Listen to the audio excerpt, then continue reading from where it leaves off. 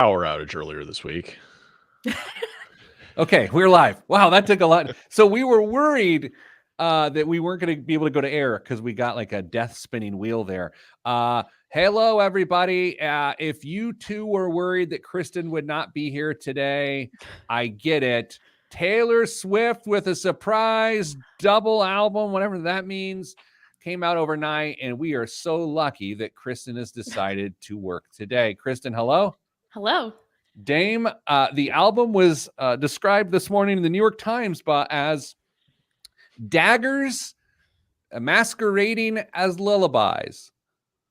Daggers masquerading as lullabies. Okay.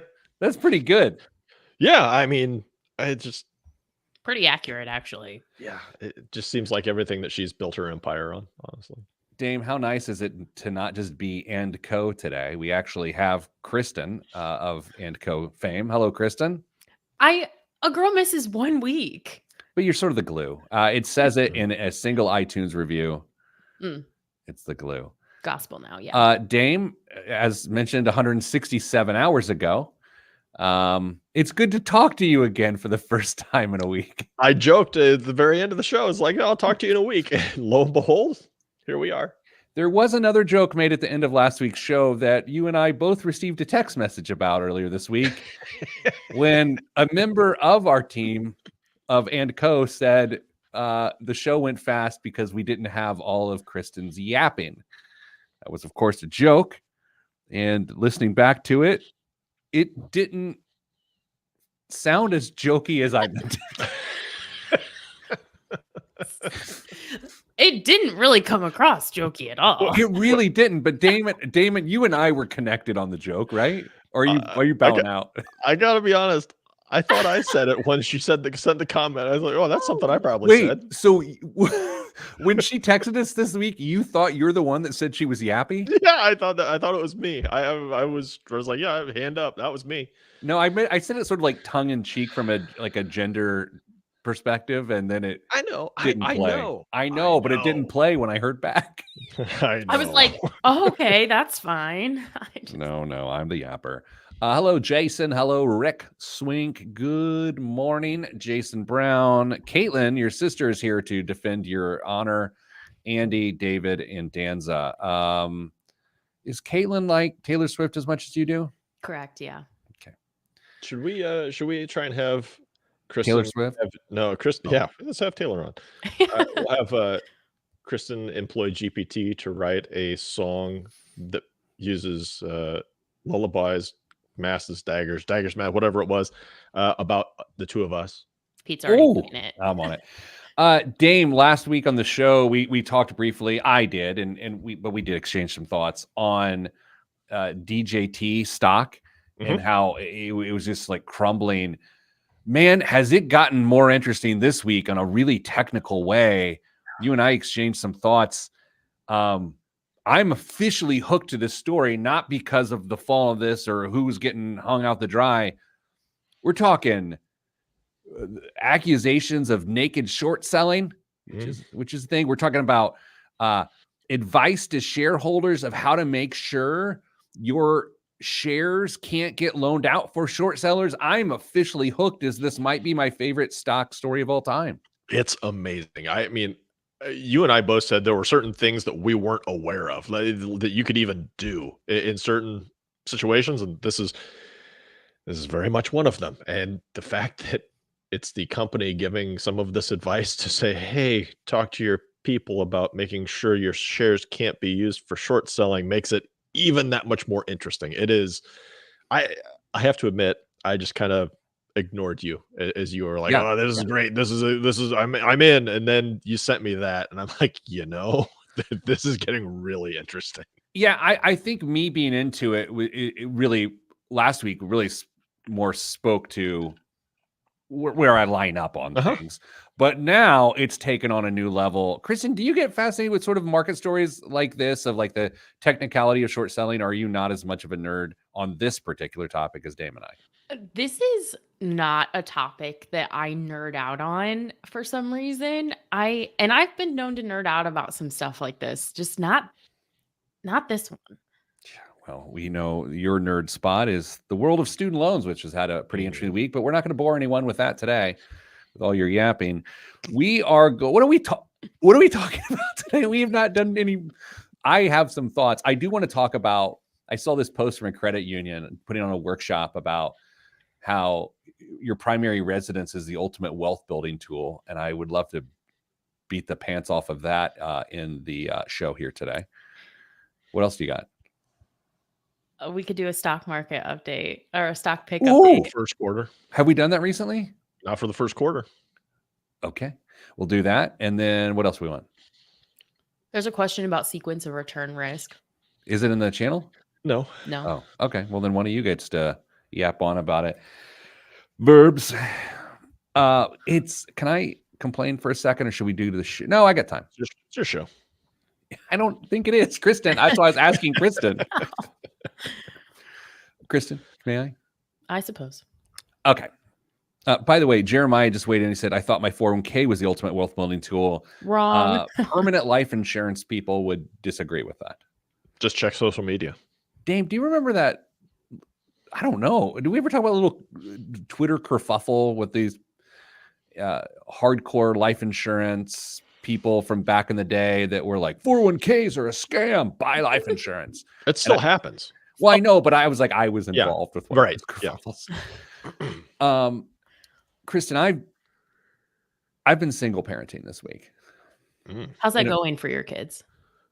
It's you'll have to ask him, and it's just one-on-one, which is much easier.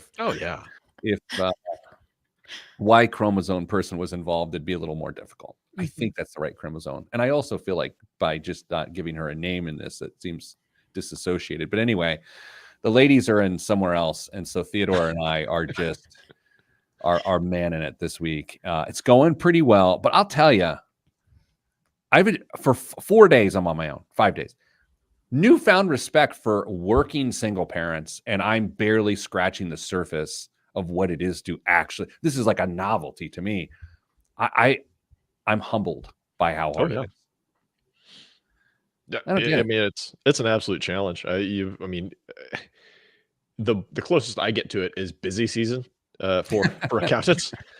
But some would argue I still don't do enough during busy season to hold up my end of the responsibilities. But it would just be a challenge. I can't even begin to fathom making that my daily life. I've sort of gotten the groove a little bit, but it's freaking hard. What was ridiculous, of course, is I'm at Theodore's soccer practice and I'm talking to a single mom who does this every day with 2 kids and runs them around everywhere. I wasn't complaining to her because I realized that would be bad, but she was giving me tips on how to make it work. And I was like, man, I'm the worst. Is there a column coming? No. I was on the IBJ podcast, which is coming out Monday. This coming Monday, or if you're listening to this on the podcast, yesterday. And my topic was, what can your lifetime earnings tell you about your financial life?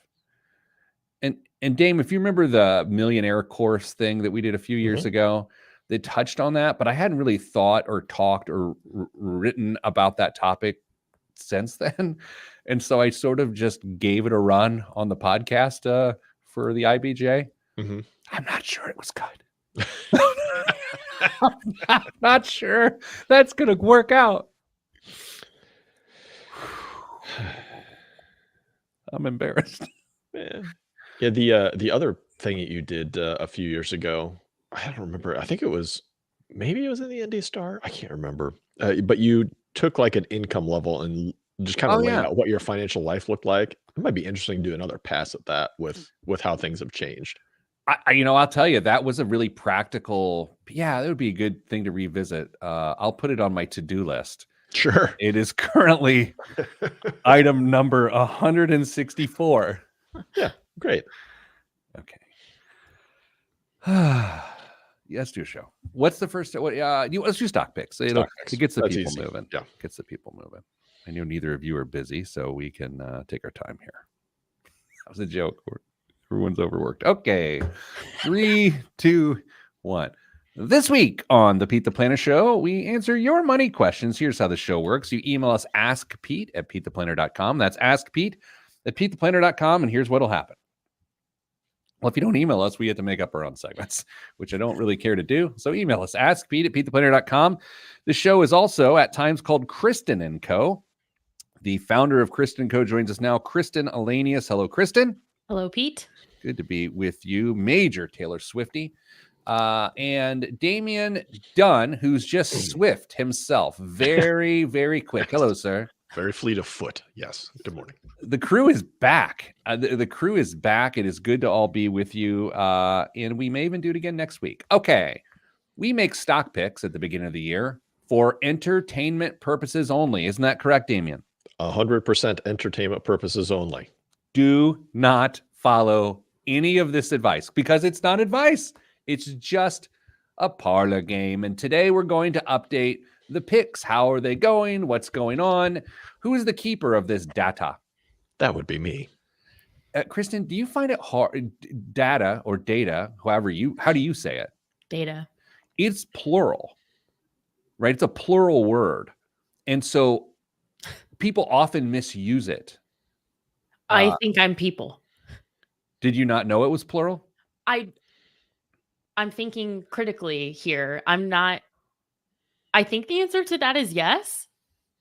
Yeah, I find That's myself embarrassing. slipping. Yeah, it's like our product and engineering team often uses it correctly, and you can tell because it's awkward.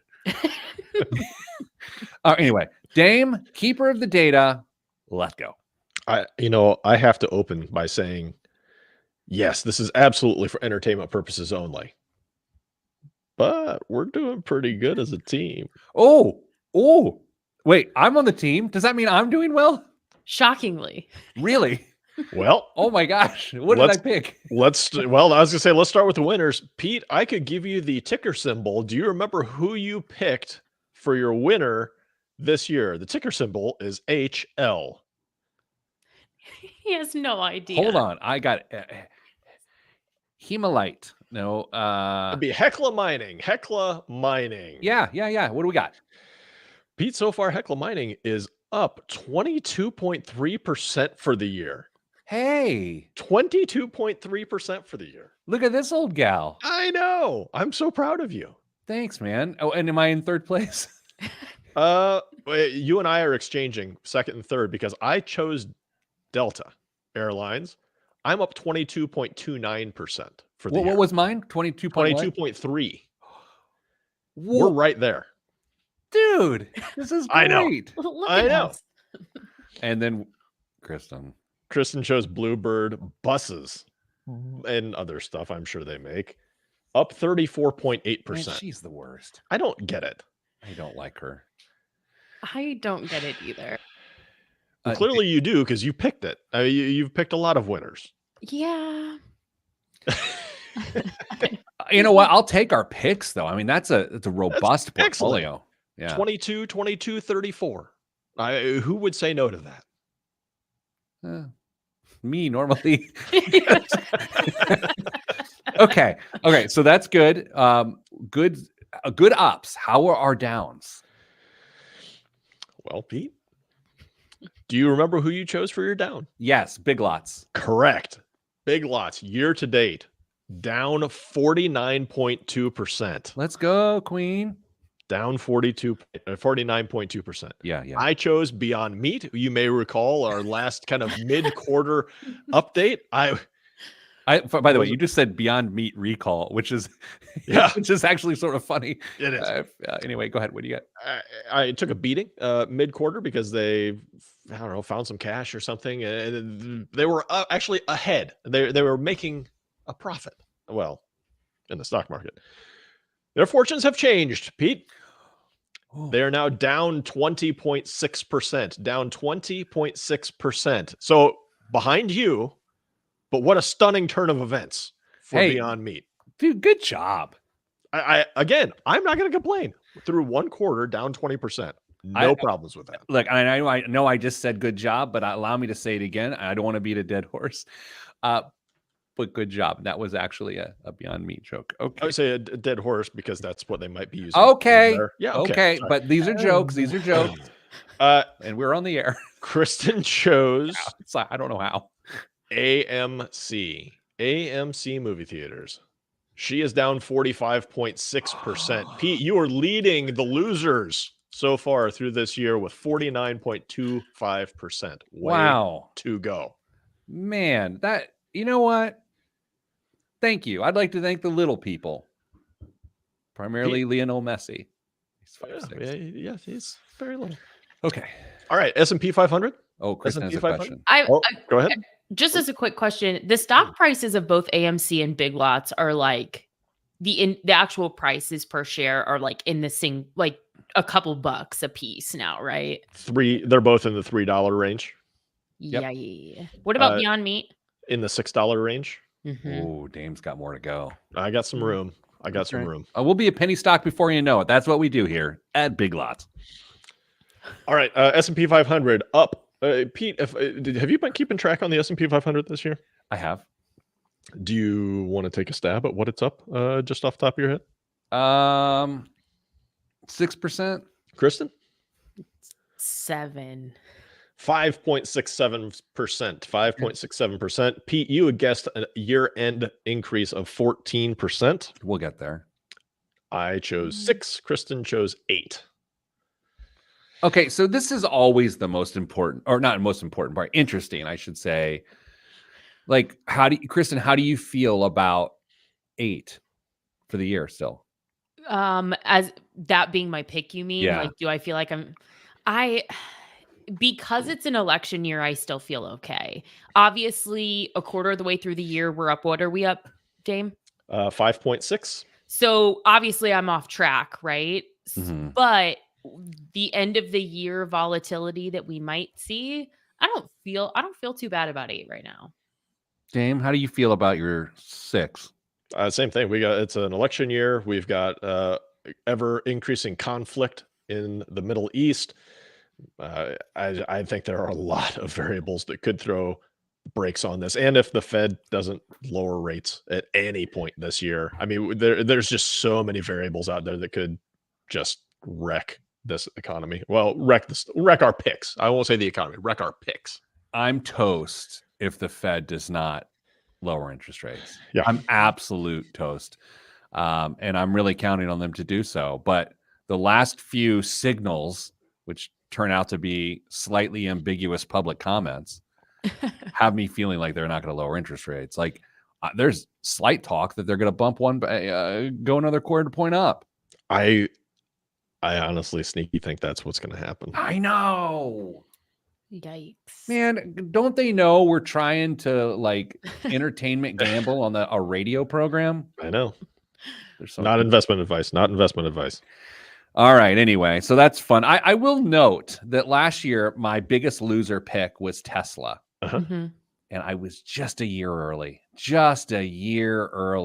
Are they getting beat up? They cut 10% of their workforce yesterday, which, as we all know, probably means their stock price went up. I was going to say their stock price, so it went up. 52-week low today, and on the year, they are down 40%. Oh, man. I can feel it long term. All right, let's do this.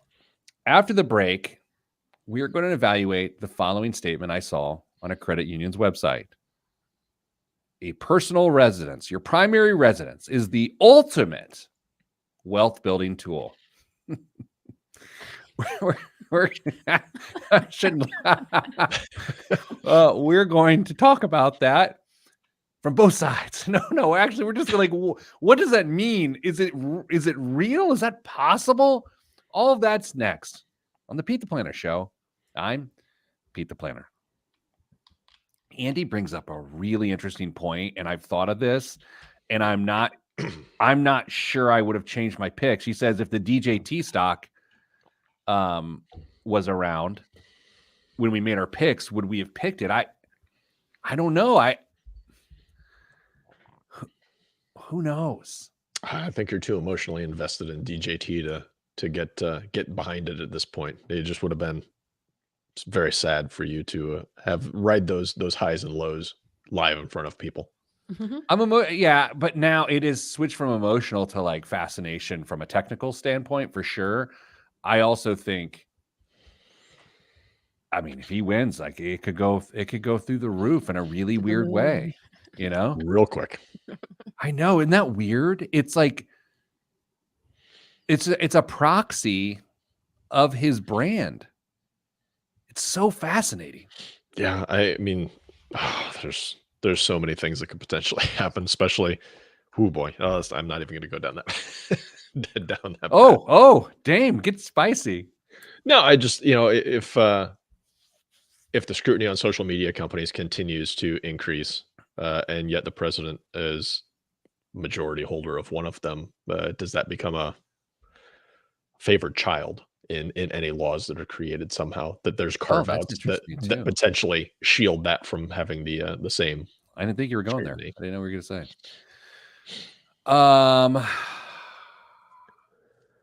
Okay. Let's continue. Oh, Jameson. Hello. Jameson, I saw he is laid up, as they say right now. I believe he had a slight medical thing he's dealing with, which I don't want to out him on the radio. He's okay. Everyone's okay. He's fine. He posted it on public social media. Jameson, I hope you're all right. Hope you're recovering well, and we're glad you're fine. So he probably has more followers on his social media than we have listeners, so it's probably okay. Did I just break a HIPAA violation? I don't think so. I don't think so. Okay, good. We're his recovery guilty pleasure. Apparently, there are no Reese's peanut butter eggs around. Let's get started in 3, 2, 1. Back on the Pete the Planner show. Kristen. Pete? I was on the internet the other day. I dialed in at 14.4. That was I got it. That was for Kristen. Any chance you caught on 14.4 there? Not even a little bit. Oh man, not a chance. I don't know. Okay. Well, I'm not even gonna explain it. You Google it later. I saw a credit union claiming that a primary residence is the ultimate wealth building tool, and I spit out my tapioca. I wasn't consuming tapioca at the time. Dame, just on the surface, what? The ultimate wealth building tool, a primary residence. Yeah, that seems wrong. It just seems wrong. I don't know any way to kind of tiptoe around that. Yes, it's possible to absolutely build personal wealth through real estate. However, I don't know. Pete, Kristen, maybe you can help me out with this. The idea of building wealth, what do you want to be able to do with that wealth after you've built it? Man, you're so smart. This is the angle we have to start with, and then we can discredit the other part of it. But you have to start here. So David, of course, hits it in the Facebook comments right away, Kristen, with the idea of generational wealth, which means, you got to die. Yeah, my very first thought was for whom? Like, it's a great wealth building tool, but who reaps the benefit of that? Yeah, I feel like it's a great wealth hostage tool while you're living. Yeah. And arguably, oh my gosh, what am I doing? If you got an interest-only mortgage and then invested the difference between the cost of a full tilt mortgage, then you could say it's a wealth building tool, but in itself, paying down principal while paying all of that interest and then hoping for the housing market to increase as a way to have equity in something that you're going to have to borrow against doesn't feel ultimate to me. I may or may not have had a conversation fairly recently with someone who's looking at. Congrats. Dame has a friend, everybody. Not breaking myself. news. Dame finds a friend who is looking at moving to a fairly hot real estate market west of the Mississippi. They're only planning on being there 2 years. And they are asking if it makes sense to buy a house in that market, knowing that they could hold on to it and use it as a rental after the 2 years if they wanted to. But their thought is, you know what? I'll get the mortgage. I can get some of that money back when we sell it, of as far as their payments, and maybe get a little bit of appreciation. I love this situation. I love. It's Can we go here? sure. If you want, I mean, do you want to try and put a bow on your question and then come back to it, or what do you no, wanna do? we all systematically disagree with the stupid assertion. Your Yes. primary residence is the primary wealth. Wait. There's an objection. There's not an objection. I have a follow-up question. Who do the two of you believe is their target audience when a Ooh. credit union puts out a statement like that of your home is the ultimate wealth building tool? Who are they trying to appeal to with that statement, do you think? First time home buyers. Yeah, I think that's a good good assumption. You think? Or fickle second or third time home buyers. Here's the other thing. It could have just been a ham-handed marketing copywriter that thought it was neat and then just put it out there, and there's not a lot of strategy behind it. A local credit union. Do you know where this credit union was based? Like what area Local. they? It was yeah, and this sounds aggressively negative. It was the epitome of local, right? It literally is just a local CEO. Okay. Interesting. Needless to say, since this isn't like 2015, I didn't shame the person by retweeting it and telling them why they were wrong. I mean, isn't that crazy? I mean, let's deviate from our deviation to the deviation here for a second. 9 years ago, this occurs. You're retweeting it and just been like, "You're wrong, credit union." Like, maybe I've changed, maybe the world's changed. I don't know, but like now we're just talking about it to my He mom. puts him on blast and loses another potential customer. yeah, exactly. Okay. The deviation for the deviation for the deviation. So what are we back to? Dame's question? Yeah, Sure. someone's moving to Austin, Texas. No, Is it Austin? No. Can we get the city matter? Idaho. City matter. Idaho. Boise. City wasn't announced, but I think it's highly likely that that's the location. Okay. Idaho, 2 years, hot market. Obviously, real estate commissions will be like 1.5% by then. Oh, Of course, my. of course. Here we go again. They'll pay us to buy a house. Interest rates are high. Again. Went up 0.25%. So it's not even like they could, if it's for 5 years, maybe they could refinance in 2, but in 2 they'll be out. So they're just eating a high interest rate mortgage. Yeah. Relatively high. Yeah, and I mean, if they opt for a 30-year mortgage, they're not going to have much of anything in principal payments, or sorry, principal accumulation in those first 2 years. I mean, it's tough. Okay. Maybe this is too millennial of me. Let me be the judge of that. It may be like young millennial of me, but I just have a really hard time with making statements of like, if we don't know how long, like if we're only going to be there for 2 years, to me, that feels like a different version of the advice that we often give, which is to not time the market. And it feels like market timing from a housing perspective. And I personally feel like if you can objectively afford to buy a house, I have a really hard time ever advocating against buying a home you can objectively afford. Okay, so within that, that's interesting because within that is you have an emergency fund. Yeah. You know, your credit's in a good place where you're not getting just killed on the rate. Mm-hmm. This person, by the way, can absolutely afford the house. Yeah. That's not the issue. Why can't they buy a house? The issue was more of the timing. If you know your exit's going to be 2 years from now, are you willing to take the gamble that the market could turn and you could have a house that's worth less than you paid for it 2 years ago? I think the likelihood of interest rates falling within the next 24 months is great, which means the market of potential buyers grows significantly. And therefore, I would do it. Would you do it, Dame?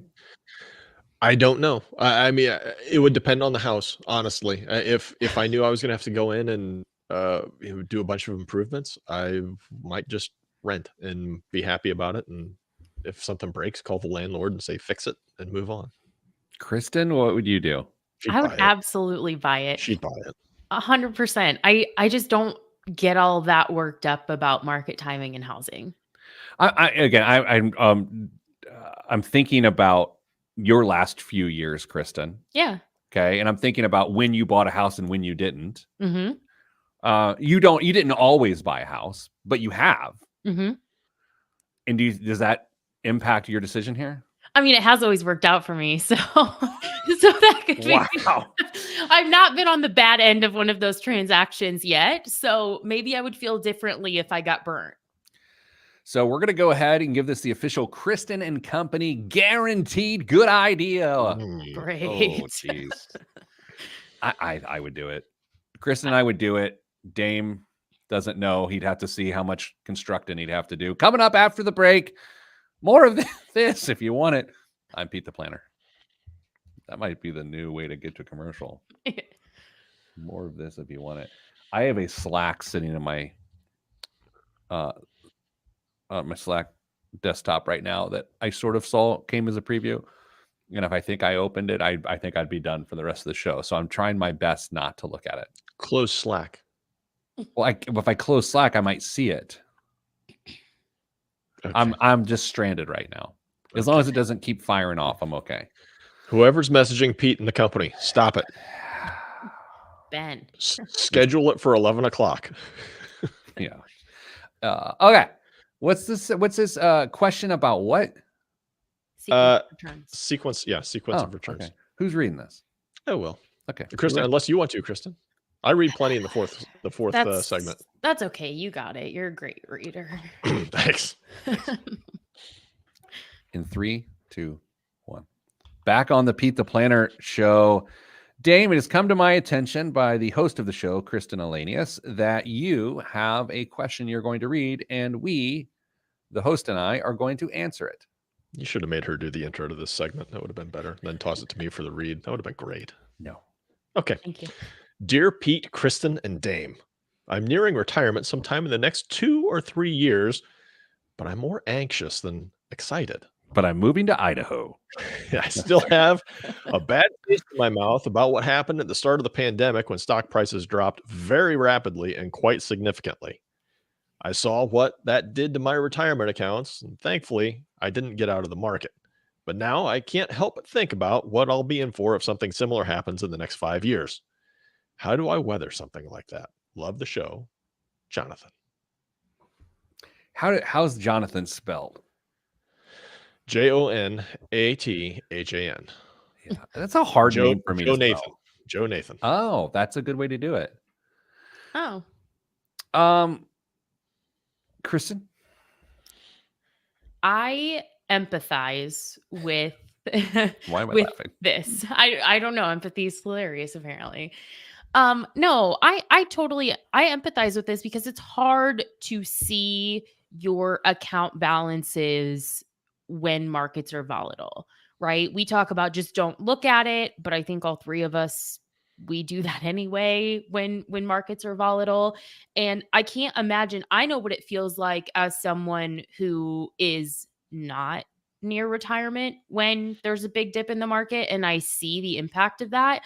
I cannot imagine yet the emotional weight of what that would feel like if that number were 4, 5 times what it is now. Dame, did you hear how subtly Kristen just called you and I old? Mm-hmm. Yeah. Dame, I'm gonna go with the advice that I've heard you say for years here. And I'm not saying you introduced me to this idea, but you definitely, I think this is a popular one of your biggest takes here is you would have a separate pool of assets that's job isn't necessarily to get a lot of yield from an income perspective, but simply to buy yourself time and use those funds to protect the need to withdraw when the market is down. You say it cleaner. Yeah, no, you're absolutely right. Yeah, because what you can do is set up your investment so that you've got a pool of money and you can pick on how long you think that pool needs to last, but you live off of that money and your investments can go and do what investments do. And you can adjust your spending during that time period, try and make that money last as long as possible and give your investments a chance to recover. There are varying opinions on whether or not this is the most appropriate way to approach it, but I've actually seen this be implemented and work quite well. So I'm very comfortable with it. Now, that said, let's just talk about for just a minute why what Jonathan is describing is a big deal. We all know that the stock market's going to return. We always figure for our projection purposes, Pete, we're comfortable with 8, right? Sure. 8% I like 8. Yep. general. Yep. And if we knew that we could get 8% every year in a linear fashion, everybody signs up for that. There's no heartburn. You know what to get. Your account values can consistently climb. Unfortunately, that is not reality. And so when we have a huge drop in market value, like we experienced at the beginning of the pandemic or any of the other years prior where similar results were earned, that's okay if you're not pulling money out of your accounts. The challenge becomes when your account values drop significantly and then on top of it you take money out. You can absolutely destroy your long-term viability financially if you're doing both of those at the same time. Accounts are losing value and you're pulling money out to live on. It happens, and sometimes there's no other way around it, but that's why it helps to try and plan as best you can to avoid circumstances like that, where you're depleting accounts when they are losing value in the stock market. So in this situation, someone really has two approaches in my opinion. It's one, you take a really conservative approach to the dollars that you'll need in the short term so that they're not part of that volatility and sequence of return risk is a lesser threat to those dollars. Or you say, I'm not willing to sacrifice the potential of these returns, but as a result of that, I'm willing to work through a down market and not retire when I originally wanted to. Pete hates that. I hate's a little strong. I think it might. You brought up in the last segment timing a market or timing. Wouldn't you be timing an inflection point and tying your employment to it? Yes and no. I'm saying that if saying, okay, I'm going to retire at 67 is, I understand there are different implications from like, okay, Medicare 65, what will your Social Security benefit? But ultimately that number is kind of arbitrary. It's because we don't know exactly what your account balances will be when you want to retire. And if you're someone who says, I'm okay with, let's say we have a prolonged period of downturn, which we still haven't seen for some time, right? The market rebounded really quickly during the pandemic. And so if we have a prolonged period of down and you say, look, if that means that I don't get to retire for another year, I'm okay with that. Is that the worst thing? I think there's two other elements to this that go into what Kristen just said. Number one, what's the income expectation on the money? Is a person wanting 3%? Or are they trying to take out 6%? Like, I think that's part of it, which also ties into what are the other income sources of like how heavily dependent are they on their investment income for their total retirement? Yeah, I mean, if you are somebody who is retiring at 65 when full retirement is 67 and you're hoping to use your assets to bridge the gap so you can get full retirement age benefits from Social Security, timing like this could be really bad for you. The other thing that I didn't mention and nobody else has brought up, and I kind of feel like we have to be honest about this, an annuity might play a role in trying to create a base level of income for someone like this as well. I'm not saying you put every penny you've got into it, but between other sources of income, such as Social Security, and if there's any other pension, something like that, if you feel like you can carve out some of your retirement assets and put it into an annuity to give you a steady income in your account every single month, that may not be the worst idea in the world either, especially if you're somebody who's really struggles with anxiety about the stock market and doesn't like to see the account value fluctuate very much. Kristen, what do you think about that? An annuity essentially is you're buying insurance. It's an insurance product. You're asking a company to insure your retirement income, and I'm sort of butchering the idea. That is the spirit of the idea, but that's not technically how it works. In a case like this specifically, this person's so close to retirement and that need is so short term. I don't know if that would be the fit that I would go to. To me, it feels a little more complicated than what is the problem we're trying to solve, and can we just solve that problem by moving some funds to cash? I think the answer to that is yes, and it's a much simpler and cheaper solution. I don't dislike the idea. It's just not where I would go first. Dave, do you feel like when people try to do pre-retirement calculations and they depend on a certain amount of income from their portfolio, that they thread the needle just a little too close and they race to the finish line and, oh, we're going to make it work. And then they don't have the wiggle room for things like sequence of return risks. Is that reality? And is it also just the way it has to be because retiring is one of the hardest things you're ever going to do? Yeah, well, nobody really knows what their expenses are going to be in retirement unless they've practiced it ahead of time. I think a really interesting study would be to see how much variance there is in the expenses that people actually have in the first couple of years of retirement versus what they projected they were going to have, and see what the delta is there. Ooh, I would read that study. See, I can be a nerd. Okay, let's do this. Come up to us after the break. What that mean? Look, we're going to take a break and we come back and biggest waste of money of the week in words right here on the Pete the Planner show. I don't even know. And I wasn't distracted by my email or Slack. I just stopped wording. Well done. Okay. Another Slack came in. Andy says, I just spoke in tongues. I feel like I want to ask the crew here if anyone has ever heard anyone speak in tongues, but I don't really think we want to go down that road. So let's just move on. I have. It's something. Let's move on. All right, Dame, you got your news items pulled up there? Yes. Jeez. Of course. The show's going pretty fast, and I feel like there's not a lot of yapping. It's very quiet. Weird. Kristen, what do you want to go on and on about? Anything? What do you want to go on and on? Joking. Kidding. Did I see that Taylor's publicist's first name is Tree? Pardon me? I'm not that big of a Swiftie because I don't know. I saw it somewhere that I think her publicist, so if there's somebody listening in the comments that may have seen the same article, I think her first name is Tree. Could be. You got to imagine that Taylor's nervous that person would leave. Wow. Well done. Welcome to Indianapolis, Caitlin Clark. Thanks for listening. Here's the name. You're gonna like it. Tree Paine. Tree, Tree, Paine, Paine. Tree Paine. What's Tree's government? I love that album. Is that T-Pain's like government name? Tree Paine. That's T-Pain.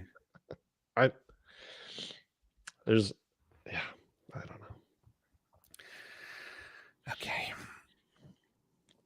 And here we go. Oh boy, Jeremiah, we're not even doing that. We're not involving ourselves at all. Dame, did you see that? Oh yeah, you clearly saw that. Kristen, did you just see what happened? Reaction. It's the new Caitlin Clark mod on StreamYard or whatever this is. StreamYard, like if you do the heart symbol thing. Not you. No love for Pete. I have mine turned off. Oh, I didn't know it was a thing.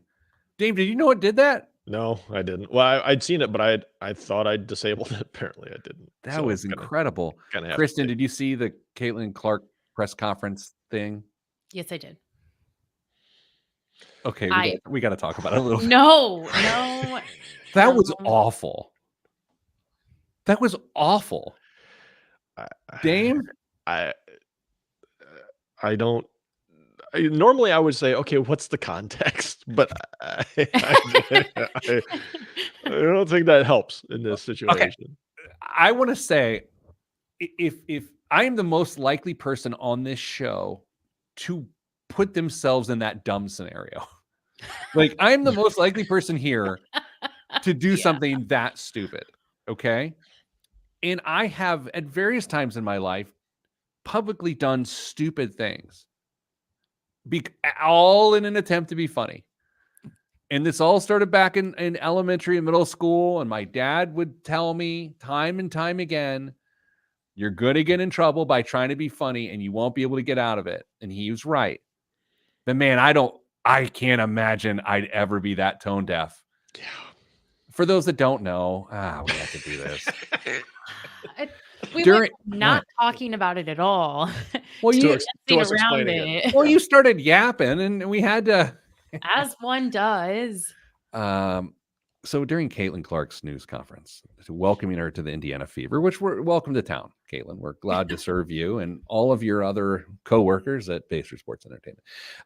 I realized, and the rest of the world did too, because we have ears and eyes, that a local reporter just had an exchange with her that was about as creepy and as weird as it possibly gets, and it made international news, and it was weird.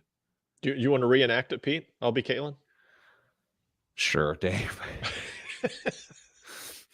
Caitlin, when you would give the heart sign and send it out to your family after your games. Yeah, it's something that I do after every game to my family. Well, now you're going to have to do it to me. That's close. That's close. Or something like, I'll get along a lot better, or we'll get along great if you do it to me too, or something like that. Yeah, we'll get along a lot better here if you yeah. send the heart hand signal to. It was so weird. That was the equivalent of like when corporate women get told to smile more. Right there. Did you get that Slack from this morning? I sent you. Be sure you smile on the air. I trust me, there's video out there. I mean, you can find it. It's not hard to find, and it's way more creepy than we just reenacted. I don't want to be overly dramatic for the first time today. I shuddered. Like I physically shook. Like I got the goosebumps when I watched it for the first time. It's so uncomfortable. Yeah, it's not how you want to welcome somebody to potentially the biggest name in the WNBA. I will say this, as an opinion columnist, which I am in a business or personal finance sense, there is a propensity in that position to pull yourself into a story. Like it is a thing, but it is a runaway train if you do not control it, because then it becomes everything is about you, and from afar, that's what looks like it happened. Like this is this person's crowning achievement in their career, one of the most remarkable sports stories of all time, and it's about him. And then that's what happens, man. You start buying your own BS. That's what happens. I think we can all be glad that happened publicly, so there's less of a chance something like that happens privately repeatedly. Preach. Yeah, I mean, a little bit of embarrassment may save a lot of uncomfortableness and other things. That was like a Taylor Swift lyric. Well, man, Dave, that was great. A lullaby disguised as a dagger. Whatever it said, I don't know. Dave's having a good year on the show. Yeah. What about the other years? Not so much. Not so much. 3, 2, 1. This week's biggest waste of money of the week, right here on the Pete the Planner show, is. Everyone, calm down. I'm trying to find it. Here it is. Wait, no, it isn't. Yes, it is. It's here, everyone. It's the Babolat by Lamborghini BL001 paddle racket. With a huge following in Spain and spreading popularity across Europe, paddle tennis is ripe for technological development. Timeout. Granted. Paddle tennis is kind of like pickleball. Is that just the European name for pickleball, like football and soccer? I think they're different, but they're similar-ish. Okay. Maybe Google it and whatnot as I'm finishing the story while still listening, and then you can give us I'll do your your answer. work, sure. Played on a court with walls. Wait a second, I'm doing the work. Nope. Played on a court with walls and a solid ball as a cross between racquetball and tennis. Paddle tennis is experiencing a surge of popularity, leading to a collaboration with racket maker Babolat and Lamborghini. The BL001 will be made in Lamborghini's facilities, Oh my. crafted in carbon fiber, and coming in 5 exclusive Lamborghini colors, which I'm not going to pronounce because no one needs that. The racket is built around a carbon fiber monocoque frame with a striking face optimized for proper deformation. A face optimized for proper deformation? Wow. The BL001 is limited to just 50 units, with 2 further models, the 002 and 003, entering production at a later date. Dame, anything else to add about paddle tennis? Jeremiah, do you want to help Pete pronounce phonetically monocoque? If you want to type that in the chat, that'd be fantastic. Paddle tennis, no, it does look a lot like some hybrid between pickleball and tennis, but like I said, there are potentially walls involved too. It's there's more research needs to be done. Well, the queen of pickleball in our organization is none other than Kristen Elanius. Kristen, how much does the Babolat by Lamborghini BL001 paddle racket cost? You know, I think you were being facetious, but I'm playing pickleball this weekend. Well, yeah, I wasn't being facetious. I've snuck into your email and I know. Yeah, because I emailed to make plans with my friends. Stop it. Now, this is ageism. Dame and I have been talking about this off the air. You were making us feel old. Okay, all right. How much? $2,000. It's made in the Lamborghini facility With carbon fiber. Okay, well, great. Dame? That said, I think she's high. I think it's closer to $1,200. $5,300. $5,300. The pickle queen of Northern Indiana. Wait, the pickleball queen. Thank you. Pickle queen. Ugh. I don't. Dame, what's in the news? State houses across the country are enacting laws to curtail private equity healthcare acquisitions, part of a political backlash against corporate consolidation in the medical sector. More than a dozen states have passed laws to require corporate buyers, such as private equity firms, to notify states of planned healthcare acquisitions. In some cases, these laws let state authorities block deals if they consider them against the public interest. Most of these bills have been passed in Democratic-controlled states, but last month, Indiana, where Republicans hold legislative majorities in the governor's office, became the first red state to enact a private equity healthcare merger review law. New York, California, Massachusetts, Colorado, and Illinois are among the states that have similar statutes on the books. That's interesting that usually, again, you see these in a certain color of state, if you will, but that sort of jumped across the aisle into Indiana is fascinating. Yeah. What do you think that means? That we were the Indiana enacted it, or that we're the first red state to do it? I would assume that there will be many more in the near future if Indiana is leading the charge on this for the red states. But I don't hate it. Yeah, because when competition goes away and prices go up, and like we all suffer for something like that. Yeah. Especially in healthcare, where there's a lot of scrutiny around costs. Yes. What else is in the news? Western boots have a new protector in Beyonce. What? The the country fashion staples surged more than price. You know what? Wow, Kristen, the pickle queen of Northern Indiana. There's no news. How come neither of Dame and I can speak this week when you come back? And I reset my timer, so I have no idea how much time we've got left in the segment now. So it's just working out swimmingly. Shall we try again, kids? About 4 minutes. You can do this. Yeah. So wait, Beyonce sang about boots, and now the boots are hot. Yeah, they've gone up. Sales have gone up 20% in the week after she released her Cowboy Carter album, according to consumer behavior firm Circana. That could spell good news for companies making the iconic shoe, as well as other items that fit the same Wild West aesthetic. Kristen, how many pairs of cowboy boots do you own? 2. How many do you wear regularly? I don't actually wear them that regularly. Can a man wear cowboy boots with shorts? I know men who do. Should they? I don't know. Is it a fashion statement or more practical for them? It's practical. Just like you got to slip on that pair of boots that's dirty and gross and get whatever chore done that needs done. Dame, how many pairs of cowboy boots do you own? 0, but I do own muck boots. Okay, I have I a own pair. muck boots. Yeah, I mean they're sort of They're rain boots. mine are wellies. They're like a hunter. How many cowboy hats do you own, Kristen? 0. I have a big head.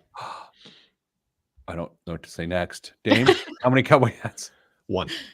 Really? Yeah, I got neither of those things, but I will tell you, when I went to the National Rodeo Finals in Las Vegas a few years ago, and I was in the cowboy store or whatever it's called, I really wanted to get a hat and boots because it felt really cool. But I ultimately, as I was trying these things on and looking back at myself in a mirror, I looked utterly ridiculous. I will actually send you 2 photos of me trying on hats in Vegas. Jeez.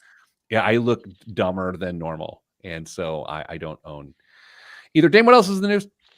A long vacant 44-story office tower in St. Louis sold last week for $3.6 million, a 98% plunge from when it changed hands for $205 million in 2006.